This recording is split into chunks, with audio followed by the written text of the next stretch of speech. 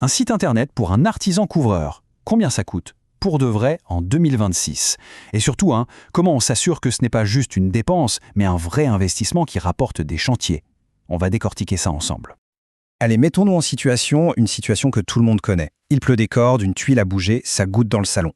Le premier réflexe, c'est quoi? C'est de dégainer son smartphone et de taper « Urgence, fuite, toiture ». La question, elle est toute simple. À ce moment précis, est-ce que c'est votre nom qui sort en premier ou celui du concurrent d'à côté? Et voilà, tout se joue là-dessus. Dans ce métier, on le sait, tout est basé sur deux choses, la confiance que l'on inspire et le fait d'être connu dans son coin. Sauf qu'aujourd'hui, ces deux piliers, ils se construisent d'abord sur Internet. Bon, le problème est posé. Alors comment on fait pour être là pile au bon moment? La solution, c'est d'avoir sa propre vitrine digitale. Un commercial qui bosse pour l'entreprise 24 heures sur 24, 7 jours sur 7. Avoir un site web, ce n'est plus juste une bonne idée, non, c'est carrément l'outil numéro 1 pour être trouvé. Que ce soit pour une rénovation complète ou une petite urgence, c'est lui qui va attraper les chantiers du secteur avant les autres. Et ce qui marche du tonnerre avec un site, c'est le visuel. Franchement, rien ne rassure plus un client potentiel que de voir le travail accompli. Une belle galerie de photos avant-après d'une toiture refaite, d'un travail de zinguerie impeccable ou de la pose d'un Velux, c'est la meilleure preuve possible du savoir-faire. Et ça va plus loin. Un site bien fait, ça fait le tri. Fini le téléphone qui sonne pour des curieux ou des demandes hors sujet. Avec un bon formulaire de devis, ce sont des demandes claires, précises, qui arrivent directement dans la boîte mail. Des demandes de gens qui sont déjà convaincus par ce qu'ils ont vu. D'accord, on a compris l'intérêt. Mais la question qui brûle les lèvres de tout le monde, c'est le budget. Combien ça coûte un outil pareil? Allez, parlons chiffres.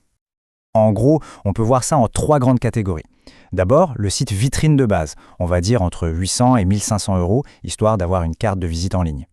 Au-dessus, on a le site pro artisan. Là, on est entre 1500 et 3000 € et c'est vraiment pensé pour aller chercher des chantiers. Et puis pour ceux qui veulent vraiment écraser la concurrence locale, il y a le site catalogue à partir de 3000 €. Alors, quel est le meilleur choix? Honnêtement, pour la grande majorité des artisans, la formule pro est la plus intelligente. C'est le meilleur rapport qualité-prix parce qu'elle inclut tout ce qui est vraiment rentable. La galerie de chantier, les formulaires de contact et surtout une bonne structure pour être bien vu par Google. Donc, pour donner un chiffre concret, un budget autour de 2000 €, c'est une enveloppe réaliste pour un site professionnel complet, clé en main. En général, ça couvre un site sous WordPress, qui est le standard mondial, optimisé pour le métier. C'est un vrai investissement dans un outil qui va activement chercher du chiffre d'affaires. Ok, le site est magnifique, c'est une super première étape. Mais si personne ne le trouve sur Google, il ne sert pas à grand-chose. On est d'accord? Passons donc à la suite logique, la stratégie pour être visible. C'est là qu'intervient le fameux SEO, ou référencement naturel. L'idée est assez simple au fond. C'est l'art de convaincre Google que lorsque quelqu'un cherche un couvreur dans le coin, c'est notre site qu'il doit montrer en premier.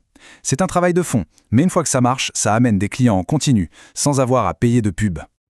Pour un couvreur, ce n'est pas si sorcier. Le référencement local, ça repose sur 3 piliers super importants. Premièrement, une fiche d'établissement Google, ce qu'on appelait avant Google My Business, nickel, bien remplie pour apparaître sur la carte. Deuxièmement, avoir des pages spécifiques pour chaque ville importante où l'on intervient. Et troisièmement, du contenu qui montre qu'on est un expert. Ce fameux contenu expert, qu'est-ce que ça veut dire concrètement? C'est simple, c'est avoir des pages bien détaillées pour chaque service clé. Une page sur la zinguerie, une autre sur l'étanchéité, une sur le démoussage, la rénovation de toiture, la pose de Velux. Chaque page est une chance de dire à Google « Hey, sur ce sujet, dans ce secteur, le pro, c'est moi ». Parfait. On a vu le pourquoi, le combien et le comment. Maintenant, place à l'action. Comment on peut se faire une idée précise du budget pour son propre projet sans y passer les heures? Aujourd'hui, on n'est plus obligé de demander des devis à l'aveugle. Il existe des outils en ligne qui permettent d'avoir une estimation claire et rapide. L'objectif, en 2 minutes chrono, avoir une fourchette de prix fiable pour savoir où l'on met les pieds. Et le gros avantage d'un simulateur qui est fait spécifiquement pour les couvreurs, c'est qu'il pige le métier. Il ne va pas poser de questions génériques. Non, il va aller droit au but sur ce qui compte.